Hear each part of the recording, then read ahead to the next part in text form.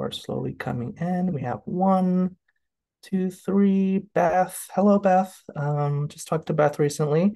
Margaret, Mary Jane, Ronnie, Joyce, Estelle. Hello, everyone. Oh, Margaret Hummel. Oh, maybe there's a connection there. Hi, Mom. Suzanne. Hi, Suzanne. Welcome. Carol, David, Emily, as you're coming in, please let us know where you're tuning in from. I know we have people from all over. So it'd be great to just see where you're coming from. What brought you here today? What else have you read from Maria? Yeah, let us know. Just talk away. Let us know anything you want. Dublin, Ohio, awesome. Yes, and then we'll get started in a few seconds. I think we have a lot of people here already. Anton, hello. Let's see. I saw Naomi and Joel Kleinman, Barry. Awesome. Hello, everyone.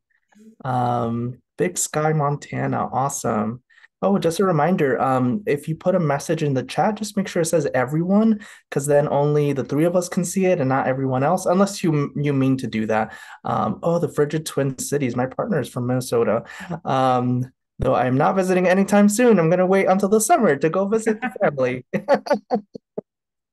Awesome. Okay, so let's get started. Hi.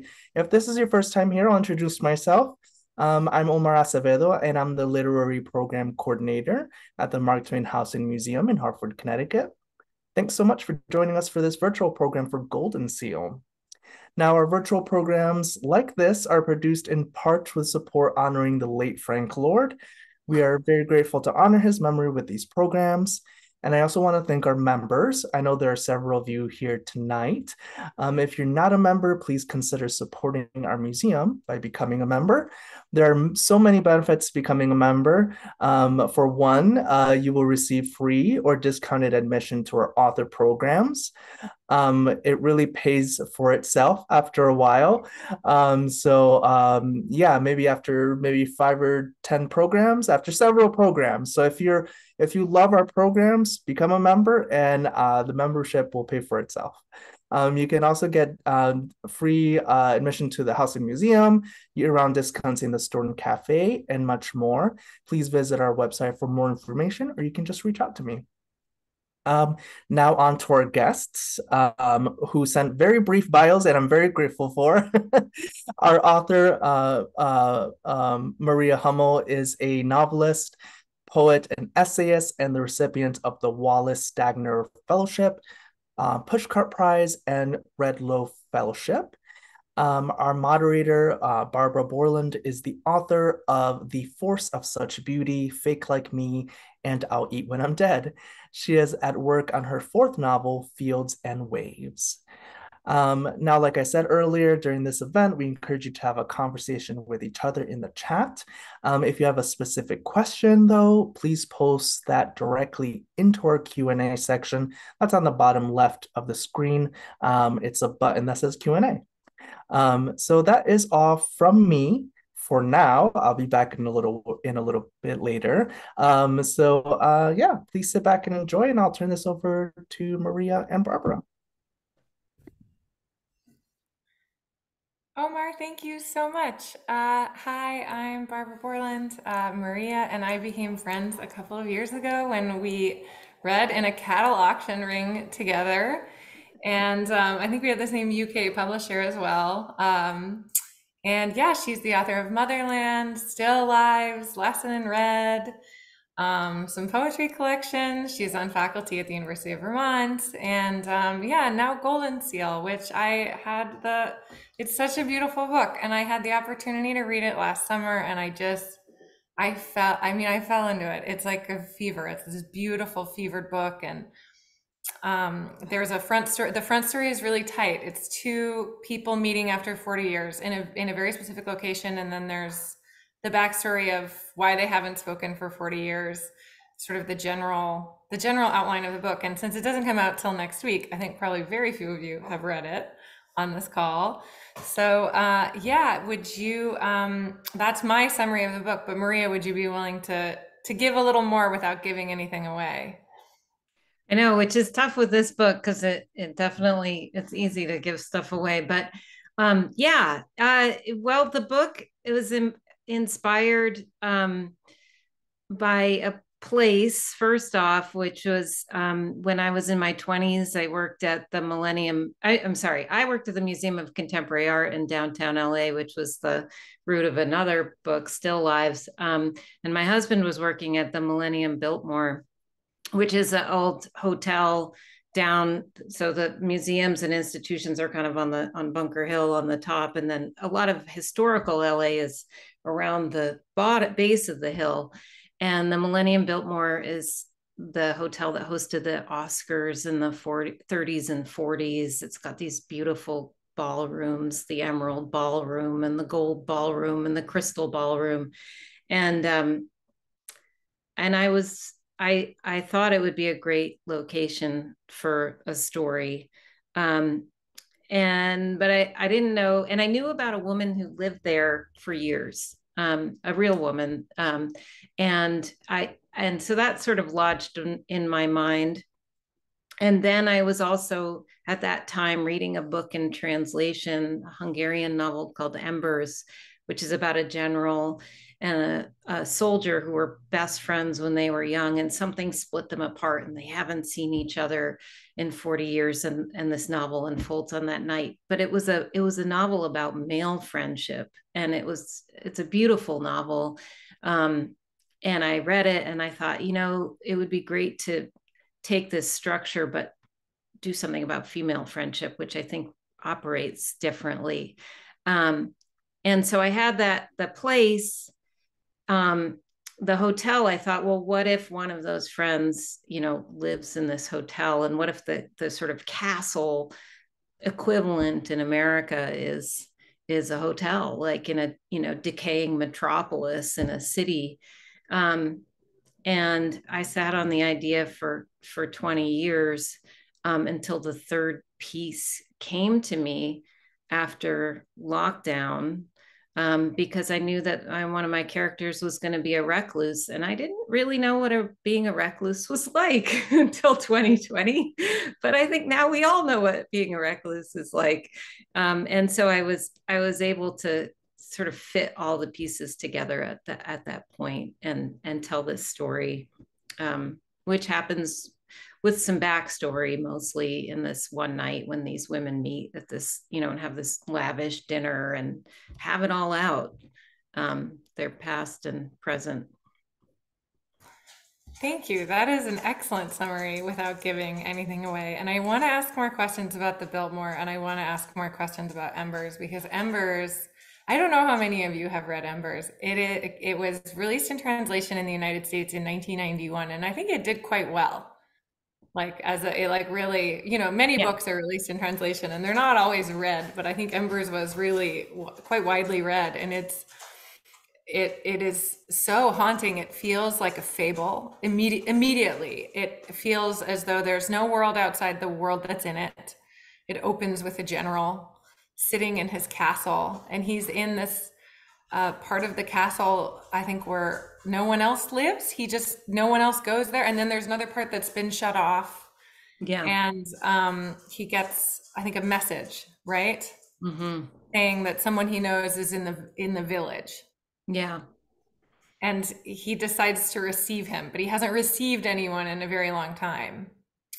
And I think Embers is easy to imagine a recluse, as you say, but because I don't know, it's a military, the story itself just seems like such a dream. You buy into the idea, and he's a man, you sort of buy into the idea that he has the power to control this environment around him at all times. But so the Millennium Biltmore was built in 1921, 1923, something like that.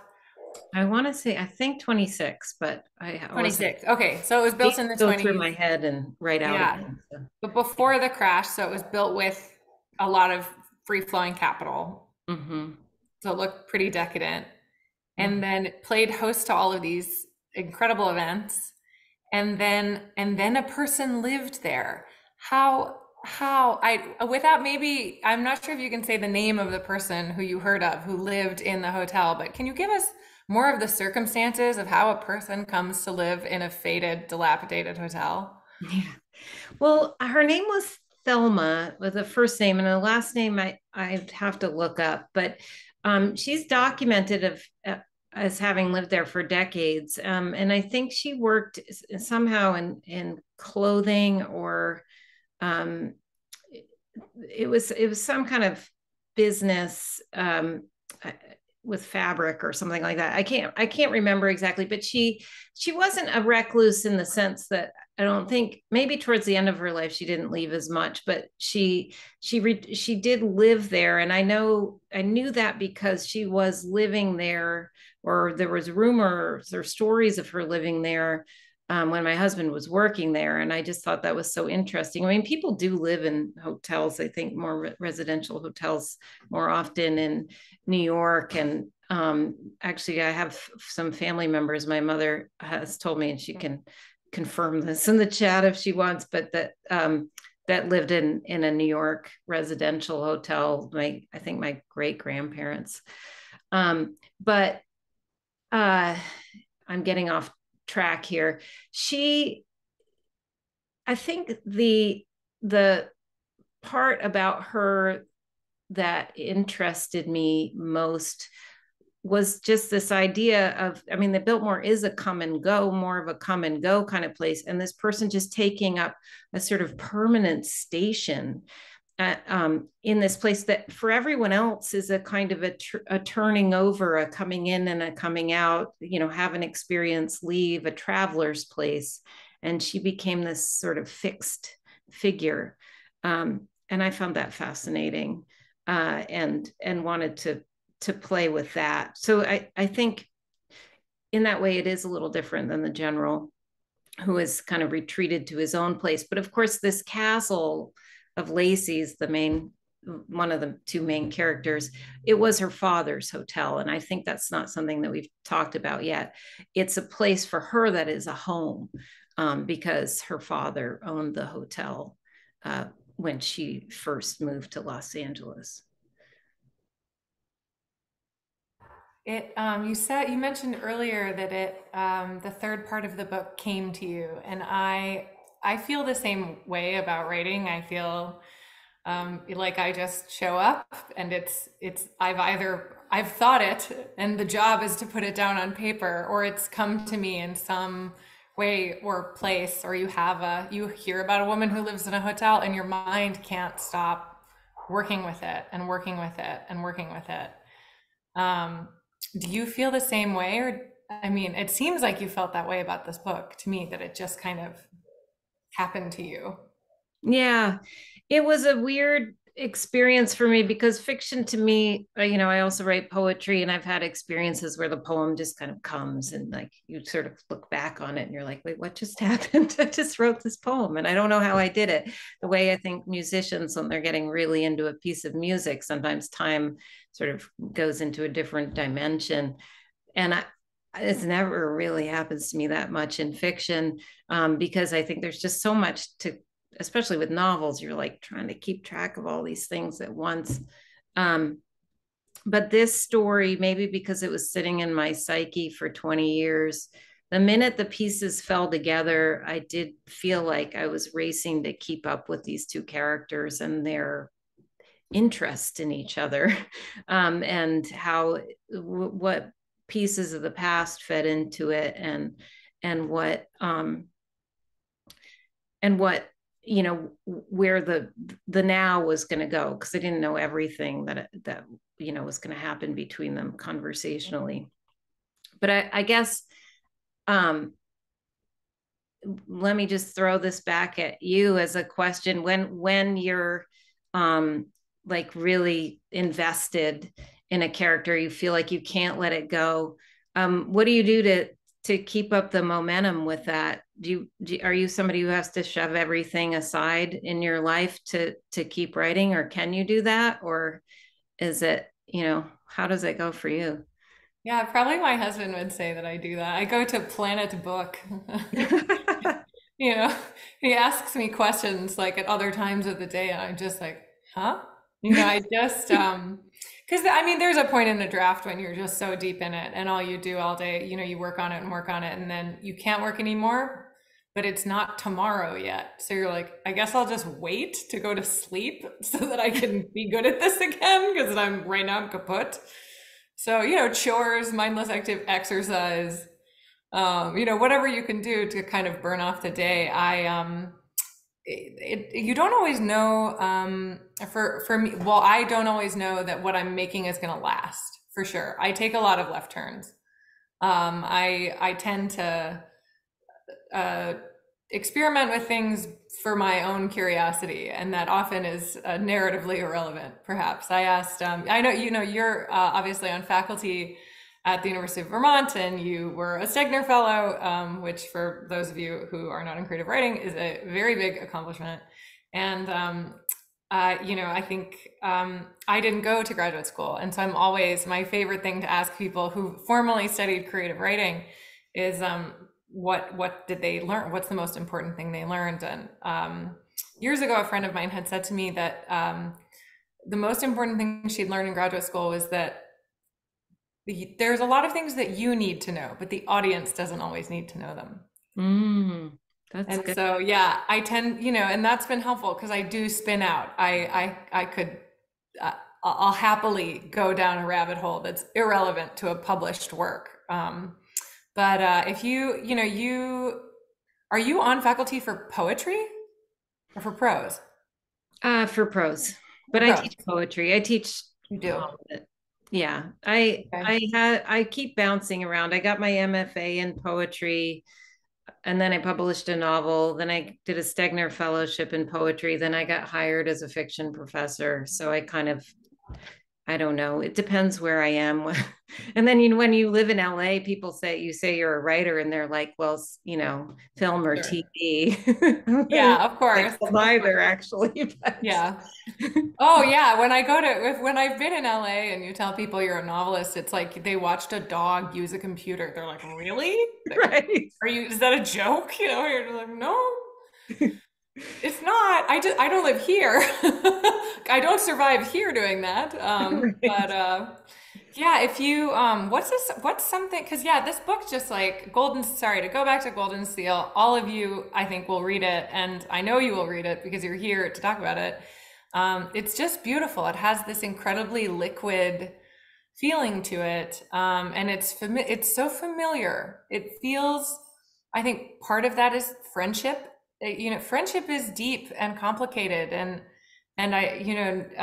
often maybe our sort of greater cultural concern is with the value of romantic relationships, but non-romantic or more or less platonic relationships are just as complicated and deep, or can be just as complicated and deep. And you capture that so beautifully. But it's truly one of those things where your talent and your skills just like meet in this exquisite way. And so, I know that's from a lifetime of work, obviously, but when you teach or when you were in school, to kind of put that question to you as a teacher and as someone who was I think quite a successful creative writing student, like what is it that you have to, is there anything that you formally return to, something you remind yourself of as you're working that's helpful, or that you tell your students to do? On a fundamental level, you just have to keep showing up. I think having a practice of any kind, one of the first things I tell people, to students that sound serious about writing is, you have to figure out a way to keep showing up, whether it's, even on days you don't feel like writing, to still write, especially when you're younger and you're less certain of your skills and you might be trying things that you're not really good enough at yet to do. You have to kind of press through your insecurities and your inadequacies to get to the place where it's easier. I saw a a list of writing advice in the Guardian once, and my favorite nugget was the first 7 years are the worst. And I was like, that is actually true. Although Yeah. they're also the best because you're like surprising yourself a lot of times. But Yeah, it feels like you have light coming out of your fingers. You're like, I can't believe I can just make this shit up. This is yeah, amazing. Yeah. yeah. So I mean, I think that's the sort of, it's hard to see that longevity. What's really delightful now, I feel like, is that I have a lot of sort of ideas sometimes going at once, or ideas that I've kind of worked on for a while and it's not working, and I can go back to it when I'm, tired of something else. And you have like sort of a bank of things now, or I do feel like I do after writing for a few decades, that makes it a little bit easier on me than when I was just like always confronting the blank page. Um, but yeah, I appreciate you saying that about Goldenseal. I think it was definitely one of the most pleasurable writing experiences I've had.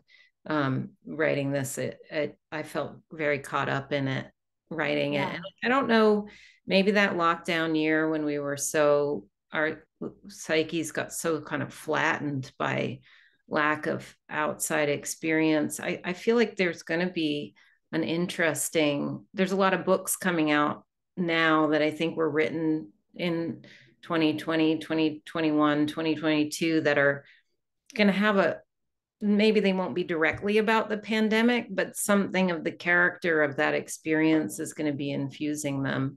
And I'm excited to see what that is. What did it, we think of it really destroying our social skills, which it did for a while.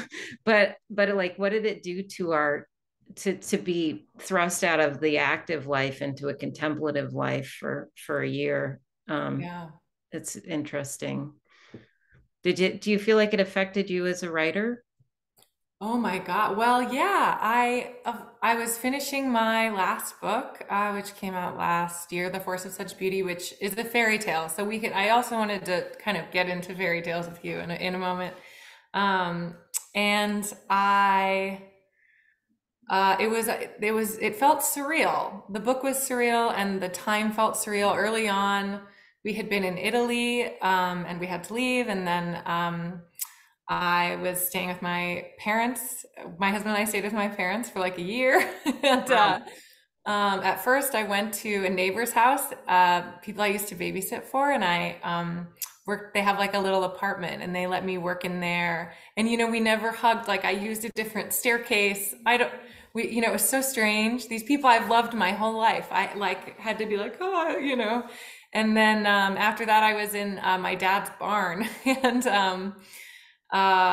yeah, and I had another project. I was working on a screenplay with someone, so that was really gratifying because I had someone to get on the phone with, not every day, but pretty consistently, and the producers like for chunks of weeks, and that worked. And then I started working on the book I'm writing now, which started in a narrow way, but it was a set of choices that are infinite. And so this is a project where I keep spinning out possibility, which I'm enjoying doing, because I felt that I don't know, for a lot of my psychiatrist has said that a lot of anxious people loved the pandemic. We got what we wanted, Yeah. just to be alone in a room. So in that sense, like I felt very relieved all the time. I was like, I'm in my, I do, I write in a room with like very little else in it. I tried having an office with like all of my activities in it, and I just wasted time all day. I was just like, I think I'm gonna draw. Maybe I'll do some embroidery. It was foolish.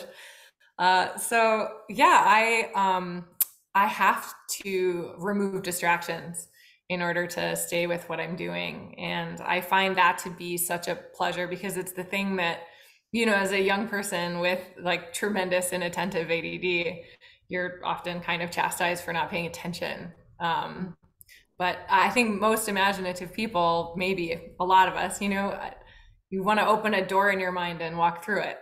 Yeah. Yeah. So, And the lack of other things to do really does give you permission that way. We have a sort of a version of that in the Vermont winter. It's Yeah. very like the pandemic in a lot of ways. Yeah. You You're just get kind of, isolated. You can't really drive. It's not a good, and if you can drive, it's like not a good idea because then maybe you can drive home. yeah. Yeah. So you are, when you're, so, okay. We're gonna just to give everyone a little bit more context here. Again, for those of you who haven't read Embers, it was originally written in Hungarian. It's set in a castle. I think Jennifer Egan's The Keep has to be inspired by Embers. Has to be Could also be. set in a Hungarian castle. Yeah, And yeah, yeah. yeah, and it just it has the quality of people telling each other the fictions and truths about their lives, I Mhm. think. And in your afterword in this book, you mention, of course, not only emperors, but you also talk about one of the women who told stories to the brothers Grimm. And I Mhm. was hoping, that's actually not something I know very much about. And I was hoping you could just pretend we're in your class, give us a little bit of context, give us a little mini lecture on it, because I think it's really interesting. Yeah. Oh, she's phenomenal. So the Grimm brothers, there's been various, film and TV depictions of them. So I think people have maybe a sense of them kind of wandering out in the woods to like old huts with, wolves chasing them and getting stories from people. Or I don't know. There's a lot of tales spun about who they were. Their tale gathering was largely in their parlor with they had their first kind of group for the first volume was largely wealthy women friends who went out and gathered. They were supposed to gather tales from their households, from the maids and the cooks and stuff like that, and bring them back to the brothers, and the brothers transcribe them. And the first volume, interestingly enough, scholars have since kind of gone back and realized that a lot of them were actually repackaged stories that had already been in print in French and Italian. So they were not these, like, their project was to create like this, German, authentic German mythology, to get that oral tradition down on paper, to be in every house, and it was going to be the Germans were under Napoleonic rule. So they really needed that sort of national psyche. I keep using the word psyche, but anyway, they needed that sort of sense of national mythology and ethnic mythology. And so come around, they want to publish a volume 2, and they meet this woman who is the wife of a tailor, not well off. She grows vegetables in the market. Her name is Dorothea Wieman, and she's in her late 50s. She's got a bunch of kids, and she was the daughter of an innkeeper. Grew up in a tavern, and she can tell them stories like no one they have met. She tells them so well. They're literally like copying down her words verbatim, and they are asking her to go back and repeat stuff, and she'll repeat it almost like very dramatically, but also like with this exactitude, as if they're written, but like they're spoken. And her stories, some of them were also the Rapunzels and things that were Cinderella and stuff that had other versions, but some were completely original. And some of the ones that were most original were about peasant women who refused their labor, who in different ways were too smart or too ornery or comically sort of stupid to do the work that was constantly besetting them. And there's one that's featured in the book, Clever Elsie, where Clever Elsie, she's clever, but clever, the kinds of things Clever Elsie does is she has this one suitor. He comes to the house, they have dinner, and they send her to the cellar to fetch beer.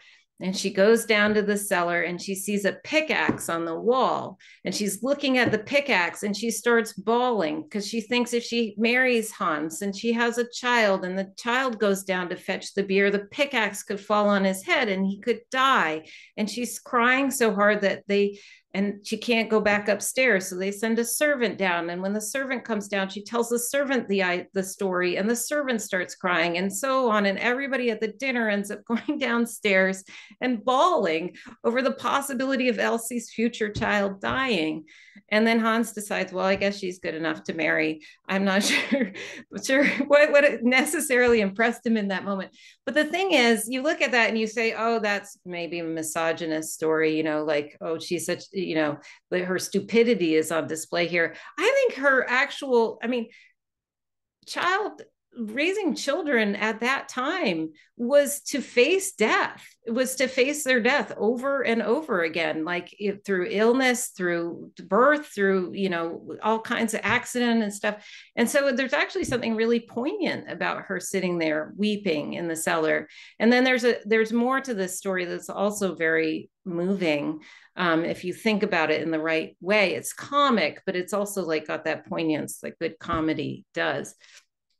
And those were the kind of stories that she told, not all of them, but some of those.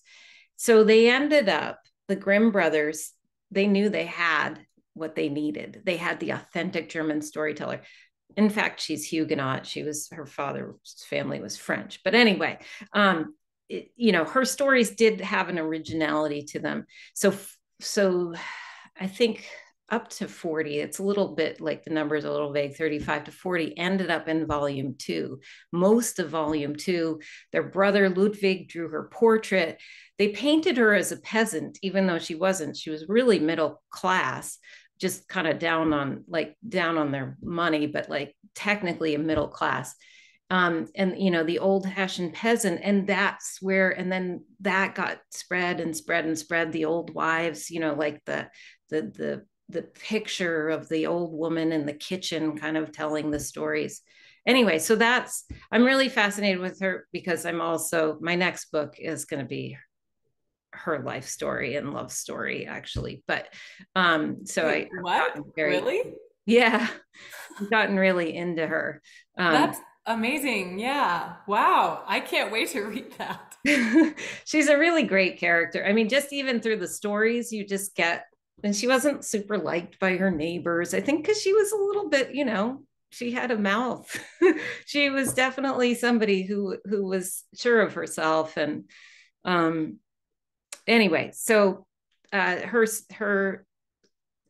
stories are wound a bit through Goldenseal. There are pieces, if you are a fairy tale lover, which I know you are, but for anybody listening too, there's little bits, Easter eggs for fairy tales all throughout, in names and in, different things that are little references to fairy tale. Yeah, there's such an exquisite sense of magic in the book. There are all of these, I don't know, it's for me, for whatever it's worth, the power of a fairy tale almost always lies in its simplicity. The sun, the moon, the night, the day, the power of the natural world, always, that there's something that grows only in one place that only one person can find, that there's the elements, fire, air, earth, water, that those things are the atmosphere in which we choose to live when we're reading a fairy tale. Those are the elements that that make everything have value or not, give it power or take it away. And it's such a, I don't know, it's such a specific kind of language. And other than Embers and other than the Keep, which I think is in Embers. I think it's just like Goldenseal. I think it's Embers inspired. But do you have any other books in the genre of, I don't know, things that have this sense of the natural without being overly scientific or overly naturalistic, or that hover in this space between a dream and what is real? Yeah. I mean, I love Calvino too. I think more for the allegorical nature that I'm thinking of it. Bruno Schultz too. I think I don't know Bruno Schultz. Who's Bruno Schultz? a short story writer with a lot of kind of metaphysical transformations happening, like a Yeah. father turning into a lobster and stuff like that. Oh, okay, good. So yeah, I think I do like stories that I teach a writing magical realism class, and Really? we talk a lot about. I teach it not for long fiction, but for short fiction, and Yeah. that boundary between the story and the tale, which Yeah. is always such an interesting boundary, and where there's so many contemporary authors that Karen Russell and Amy Bender and a lot of Yeah. women writers, Ramona Azabel, who really probe that boundary in wonderful ways. So I think there's probably those influences in the book. Probably also Elena Ferrante. I mean, the way she made female friendship epic for us was something that needed to be done, and it's like just one of those.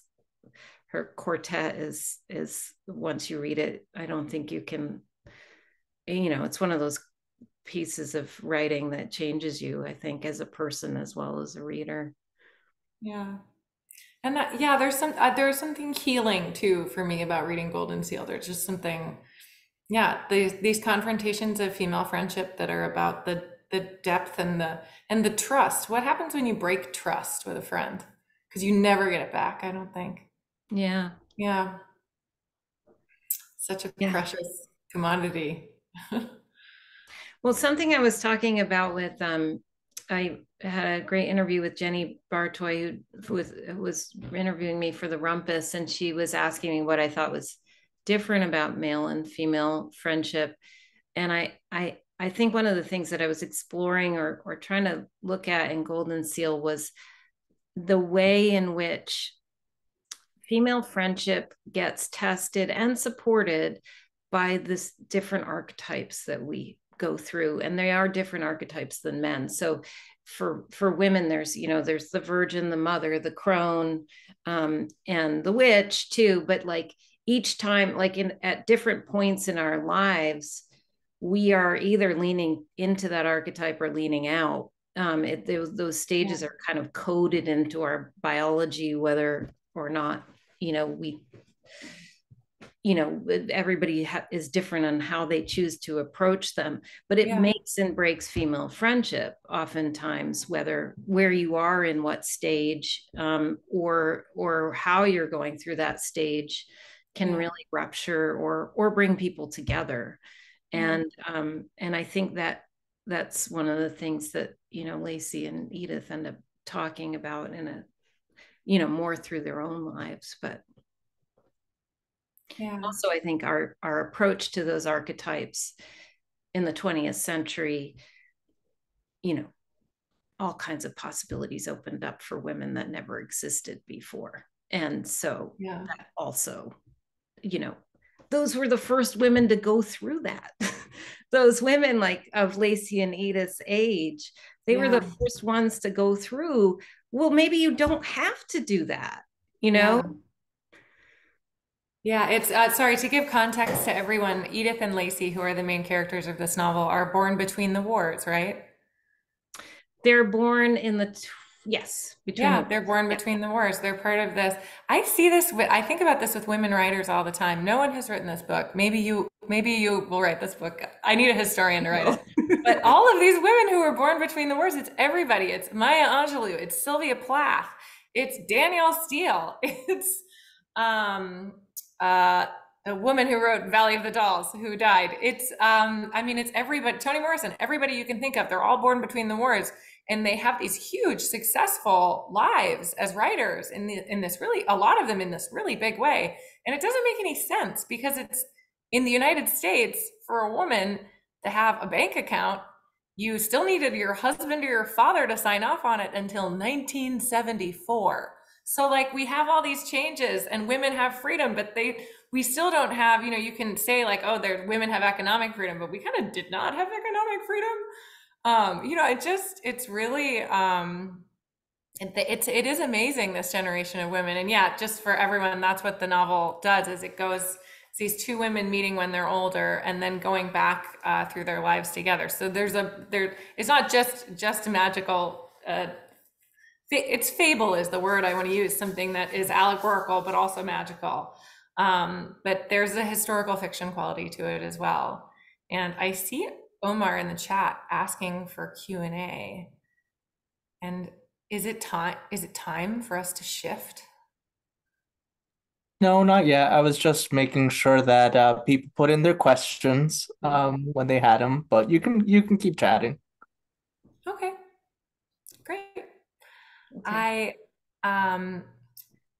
Hold on, I have to look at my notes. No, that's fine. We've I- questions, so please don't be shy about them, people. We'd love to answer them. Yeah, if anyone has questions, please Ask. And if you can put in the one, you can ask Babs about what Fields and Waves is about, because I'm curious. Oh, well, so Fields and Waves follows a woman who can hear other people's thoughts, and it is about electricity, and it is about a family, and it is a profoundly weird book. And this is a circumstance in which I am constantly experimenting with what I think the story should be, but I won't have a sense until later, which, like, I don't know. On the one hand, I think that'll give me a lot of options later, because when you're trying to make, for any writers in the audience, for whatever it's worth, in my experience, when I'm trying to make decisions about prose, tone, plot, all these things have to go together. The form is the function, right? Yeah. But when you're trying to maybe be more experimental than that, it's hard to make those decisions in advance. So ideally, you have a lot of material to choose from. Just like, I don't know if anyone works with like fine art, if you're trying to, I love to make collage. I just love it.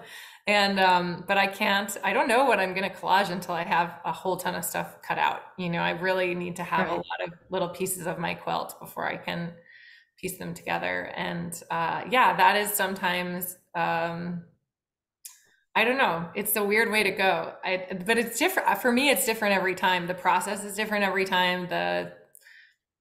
There's always a part where when you have to hold it all in your mind at once. And that's what I was saying earlier, where you get to the part in the day where you're like, I guess I'll just wait for it to be tomorrow. Oh, thank you, Emily. That's kind of you to say. And I don't know. It'll be weird. I think it could weird. Well, if I can give a plug for a couple of my friends' book, one of the best collage books I have read is Day's Work, which is by Jennifer Habel and Chris Batchelder. They wrote it together. Day's Work. Day's Work. It's about Herman Melville, but it's also about marriage between writers, and it is unbelievable. The research, it's like little pieces of information, the entire book about Melville, about the sort of successes and crises of his life, but then it's also just about so many other things. It's gorgeous, and I don't know how they did it, but it is collaged for sure. Like they did all this research and then pieced it together, which is incredibly. That's really neat. That's how I want to experience Melville. I find that when I read Melville straight up, I get a little overwhelmed, and then I kind of tune out. And whenever I read anyone else write about Melville, I'm enthralled. Exactly. I'm enthralled. The book that he wrote a book right before Moby Dick that got the Navy to outlaw flogging because its depictions of flogging were so incredibly violent. But he has this phrase in it that is used in a book about rhetoric called The American Jeremiah by Sack von Berkovich. It's from the 1970s. where he talks about how Americans bear that we are the ark of the liberties of the world. Mm, And like the idea that we like, what he means is that we came like two by two from everywhere, whether we wanted it or not, with every idea of what it means to be free, and we're trying to hold it all together. And like I find that like what a glorious phrase. yeah. It's so economical, but like, yeah, I'm not going to read the flogging book to get there. I'm not going to do it. Well, this might So, be right up your alley because each yeah, paragraph is only absolutely. about 3 sentences. So it's really, What other recommendations do you have, Maria? um, I'm trying to think what else I've read lately that I've loved. That was a really big one. Um, oh gosh, I always have a terrible time. I know I put you on the spot. I'm sorry. My brain goes empty when people do that to me. Yeah. Um, hmm. I know you're looking at the stacks. Right. But that doesn't have the ones I've recently read. I mean, I feel like my recommendations are obvious. Like I love Demon Copperfield. I thought that was a really or Demon Copperhead, sorry. I thought that Yeah. was great. I like Um, Demon Copperfield. yeah, sorry. And Tom Lake and Patchett's new book I thought was Well, I wonderful. haven't read that yet. I'm Yeah. just waiting for, I don't know. It feels like a cake that I haven't bought myself yet. Oh, and then the other cake is Absolution, the Alice McDermott's new book. Oh yeah, I haven't Yeah. read that. And I've met her. She lives in Baltimore. She's a very nice lady. Yeah, well, Yeah. that was a real treat too. That I read that right at the end of 2023. That was my last book of 2023. So, Oh, yeah, nice. Vietnam War, about the Yeah. wives of the Vietnam War Oh, in okay. Saigon. Um, Oh, wow. Okay. Thank you. also Yeah. about a lot about female friendship as well. Yeah. So, yeah. Yeah. Oh, we've got a Q&A. Oh, we got a Q&A. Let's We see. got one. Is it easy or hard for you to put your characters away when you finished a book? Is there a moment when you feel finally done outside of letting it go to print?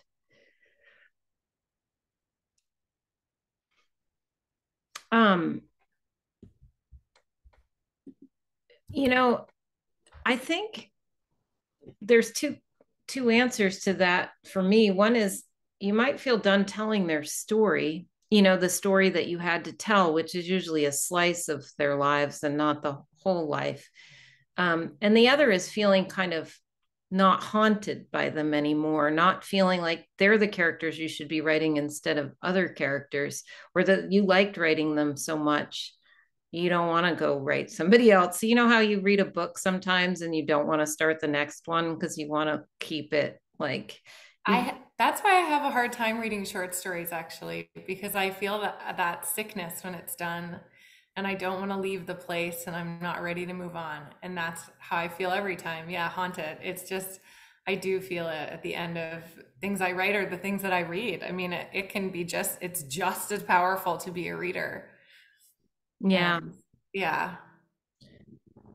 In terms of Lacey and Edith, it did take me a while for me to be able to write other characters. Yeah. Other times I've felt pretty ready to move on, but usually the more if it's a book that makes me cry while I'm writing it, then it takes longer. Like Yeah. if it's one where it was really exciting and thrilling, sort of more of a thriller, then it's easier for me to move on emotionally. But the ones that are more tragic or poignant, I think, are harder to move on from. That's a great question. Yeah. Thank you. You looking at the next one? Looks like there's more. Yeah, I don't think there is, but Look at we that. Oh, we answered. Oh, we're supposed to define whether or not we answered it. I don't know how to do that. I any other questions from anyone? Oh, Mark Twain. Oh, give a brief interstitial on Mark Twain. So this panel is being hosted by the Mark Twain House, the Mark Twain House and Museum. And one of the things that they like to do is discover the many connections that many writers have to Mark Twain. And so I tried to figure out if Mark Twain had gone to Los Angeles. And I don't know if he went to Los Angeles. He did write a memoir about the 7 years that he spent from 25 to 32. He first went to Nevada, not to Reno, to some like other town that has some effed up name. And then like, I don't know, roamed the hills, panned for gold, and supposedly got his nickname Twain, because when you, at the time, if you ordered a double, they would say it, it was a Twain, and what he drank, Samuel Clemens, whatever he drank, was, he would yell Mark Twain at the bartender, and that's how he got his pen name. I thought it was marking a depth in the Mississippi, like I in. know that's a later story that he told, but this is also Oh. part of his own memoir, Roughing It, which I have not read, but I read a piece about it. Oh. Yeah, yeah. I So, guess and that's that was in like 1860 something. So I don't, I imagine whatever he saw in California was quite a bit different than what appears in this novel. who else was like incredibly influenced by California? Robert Louis Stevenson. You would not think, right? But he fell in love with an American woman who was married, Fanny, and Uh-huh. she left him to go back with her. He fell in love with her in Europe. She left him to go back to America with her husband, who she didn't love, but I think she felt like she couldn't leave. And he, sickly guy, right, took a ship and then a train and went all the way to San Francisco and sat outside, like basically at a hotel room near her, and like begged for her to marry him. And she eventually ended up agreeing, and they spent time in like silver, around gold mining and silver mining and stuff. And it was after that Mm-hmm. they eventually ended up back in the US, I mean, back in Europe and in Scotland, that he wrote all his adventure stories. Like, Yeah, I mean, it had that spirit of the West. It's yeah. And like also just do it. Like just go do it. Yeah, there's go no as far rules. as you There's no can. rules here.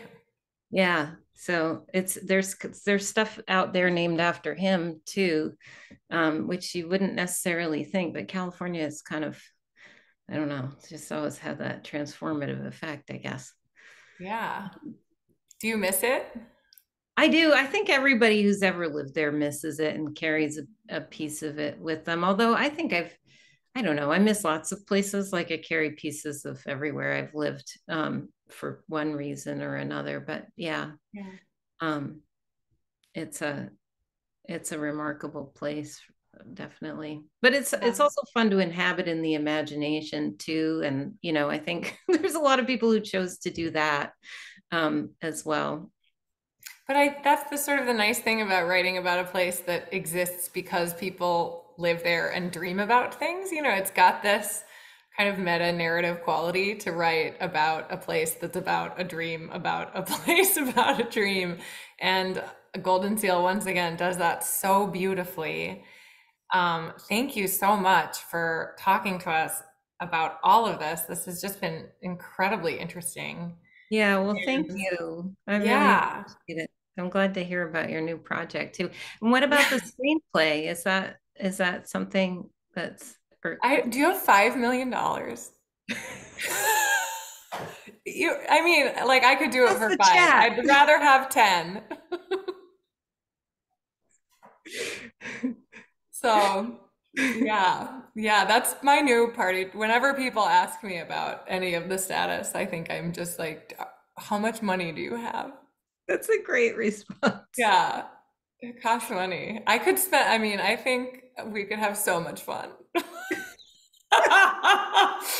Yeah, what a crazy, Ernest Hemingway always said that the best way to get a movie made in Los Angeles was to drive to the city limits and throw your book over the fence and drive away. I think I really like I so deeply have enjoyed all of the work that I've gotten to do in that arena, and it's so weird to because the document is totally different, right? Like a script is an instructive document. Mhm. It's meant to function for so many different kinds of people. The way that its prose is more than workmanlike. Its prose is active in that sense, and it has to like really light you up. And Yeah, I've loved being able to do that. And yeah, I'll just keep asking for money and then I'm gonna find it. Just like Mark Twain out in California. So yeah. How about you? Still lives. That really was a big boy. Did you Yeah, read that got any? optioned.